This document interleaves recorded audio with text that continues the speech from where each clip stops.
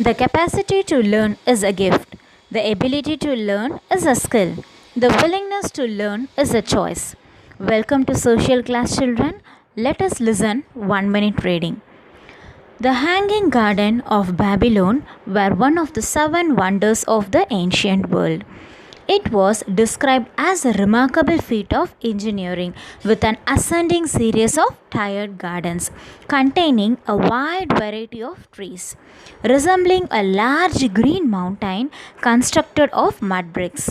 It was said to have been built in the ancient city of Babylon near present day Hillah in Iraq.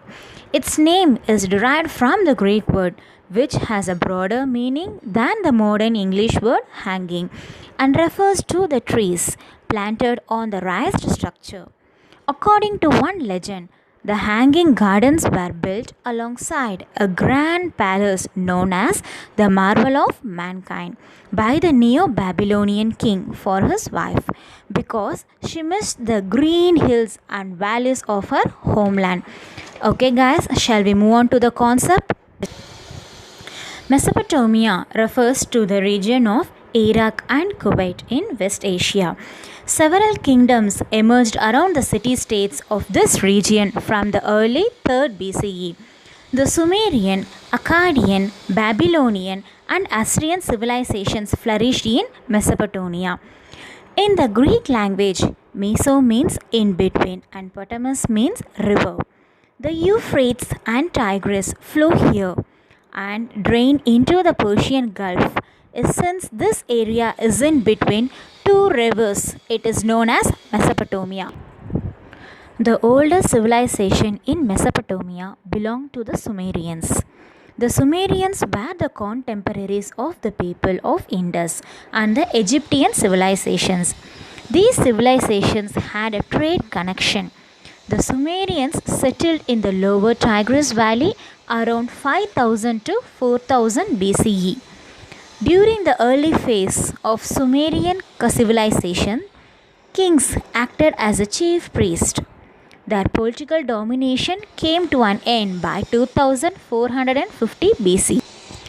The Akkadians dominated Sumeria briefly from 2450 BCE to 2250 BCE. The Sargon of Akkad was a famous ruler. The Sargon and his descendants ruled Mesopotamia for more than 100 years. The city of Akkad later became the city of Babylon, a commercial and cultural center of West Asia. The Semitic people called Amorites from the Arabian desert moved into Mesopotamia. They were known as Babylonians as they established a kingdom and made Babylonian its capital. By the time of the king Hammurabi, they extended their domination to the western part of Mesopotamia. Hammurabi, the sixth king of Babylon, belonging to the first Amorite dynasty, attained fame as a great lawmaker. The Assyrian Empire was politically active in Mesopotamia around 1000 BCE. The Assyrian kings were the priests of Assur, the chief deity of Assyria. The Assyrian government was controlled by the emperor, and provincial governors were appointed by the emperor to administer province. Assur was the capital city of Assyria. The Assyrians worshipped the deity of Lamassu for protection. The political organization of Mesopotamia. In Sumerian period, its city or state was governed by priests. That was independent city and states. But in other period, military chiefs took political control and became kings of vast empires. So, here you can see the hierarchy of Mesopotamian society. So first, here they are giving more priority for the king, priest, nobles, government officials, merchant farmers and slaves. The fortified Sumerian cities had the temples called ziggurats at its centers. The temple was controlled by the priest. Priests, scribes, and nobles were part of the government. The rulers and the priests occupied the top of the social hierarchy. The ruler performed the role of the social priest. The scribes, merchants, and artisans were placed the next in the hierarchy. The scribes maintained the account of the taxes, and the priests collected the taxes. The temples acted as a storehouse of the taxed commodities. Assemblies were created for the administration of the state. Cultivable lands were owned by the kings and the higher classes of the people in the hierarchy. The peasants who remained to the temples in the earlier phase of Mesopotamian civilization. Agriculture was the main occupation of the Mesopotamians. They had developed irrigation system for ensuring the availability of water for agriculture and cultivated wheat, barley, onions, turnips, grapes, apples, and dates. They domesticated cattle, sheep, and goats. Fish was a part of their diet. Trade was an important economic activity of the Mesopotamian society.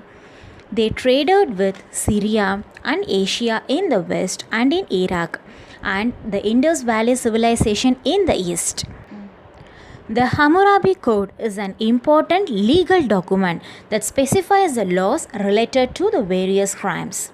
It has 282 provisions specifying cases related to family rights, trade, slavery, taxes, and wages.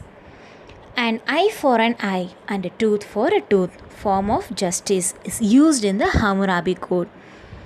Cuneiform is the Sumerian writing system. The shape of the letter is in the form of wedge and hence it is called cuneiform.